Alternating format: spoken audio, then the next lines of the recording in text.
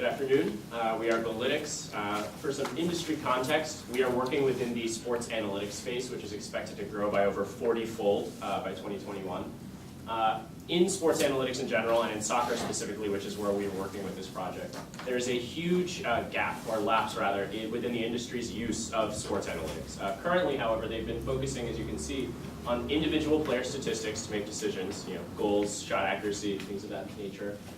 Coaches' gut feelings during games to make decisions as to how to move players around. And finally, behavioral studies, academic studies, and various corporations that currently exist that help teams analyze these statistics.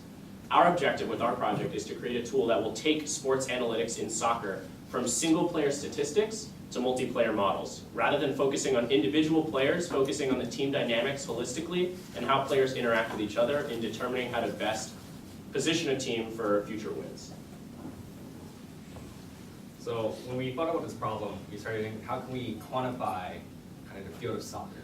And so we start with really this simple equation, which is the expected value of goal. And here we have, it's simply the number of possessions multiplied by what we call the PSL, your probability of shooting the ball, essentially your possession efficiency, and your shot accuracy. And quickly we realized possessions is hard to differentiate between teams, so we're not going to look at that. But we're going to take a look at these last two statistics, which is the PSL and shot accuracy. So we want to create a single metric that can help determine how successful a team is based on these other two metrics. And what we do is use a combined metric similar to the OPS in saver metrics. And what we found for a optimal weighting is a 0.6 or 60% PSL and a 40% shot accuracy. We got this through using a regression. So you might be wondering, how exactly do we calculate this metric PSL? Well, we do so through using a continuous time Markov chain model of a soccer team.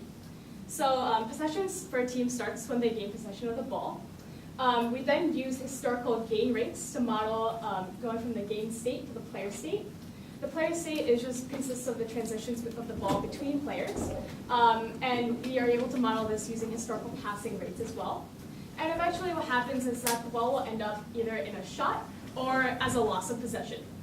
And so what we're able to do with PSL is we want to be able to predict the PSL, or the probability of having a shot as opposed to losing the ball, given that we start at the gain state. So an example of some of this data usage is in some footage that we have from the New England Revolution, who are one of our partners in this project. So for example, Chris Tierney, who is over there on the bottom left, gained possession of the ball, has now kicked it to Diego Fagundes, who then was able to score a goal after the shot. So as opposed to losing possession.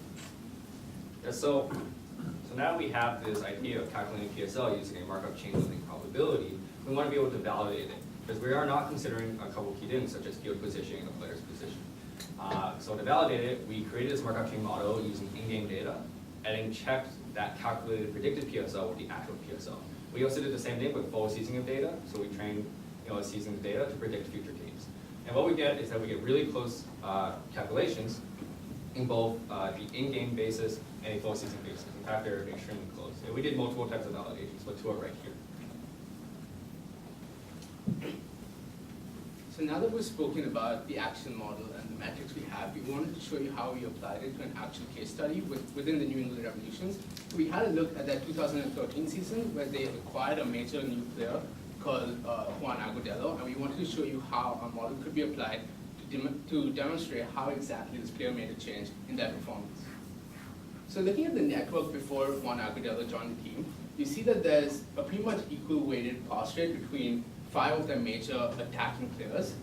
And if we look at the model after Agudelo joined the team, we look at how things shifted. Primarily, we see the number of passes from Lee Nguyen on the left increase to Juan Agudelo. Lee Nguyen is the most important player of the New England Revolutions. He's the primary playmaker, and this network shows how the inclusion of Juan Agudelo allowed Lee Nguyen to incorporate more passes in the second half of the game. Additionally, we see how Lee Nguyen's probability of losing the ball decreased. And another key factor that's shown is the number of passes to Benston, the player on the bottom, decreased as well. Benston was a rather inefficient player in the attacking half, and the incorporation of Juan Agudelo ensured that more passes were concentrated towards him, and and he was able to facilitate more passes to Kellen Rowe, the striker, and that resulted in an increase in the number of shots that the team actually took. So we look at the different metrics, pre and post Agudelo. We look at how the inclusion of the player actually allowed an increase in the PSL, as well as the shot accuracy, as well as the PPSA. So using our model, we were able to demonstrate how the inclusion of the specific player was able to help the team gain more points, create more chances, and take more shots. So we think PSL is a pretty cool metric, but it's important to make it accessible. So one of the projects we're doing in our project is to create a dashboard for coaches to be able to see this data and interact with it. And we had a couple of specifications for that. One being that they need to be able to see overall season metrics, they need to be able to see game-specific statistics and PSL analysis, and they need to be able to interact with the data as well as see lineup-by-lineup analysis. The app itself is constructed with several different parts. Last semester we worked on a video processing tool which allows us to look at game footage and log events such as possession, shots, passes, and I think those are the three actually. And we store all these into a database and use the Markov chain model dynamically on the back end to generate these results for pages, which display then the statistics themselves and visualizations.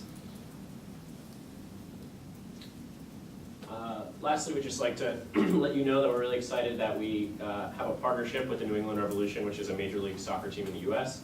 This was determined last week in a meeting with them in Boston, and we'll be working with them through the coming season. With every single game, we'll be providing them with reports and analysis based on our algorithms and our program that we've developed, and they'll have exclusive access to our tool that we've been developing, and hopefully it allows them to improve their performance and be happy. And more teams are getting excited about the product that we've been developing in the future. So thank you.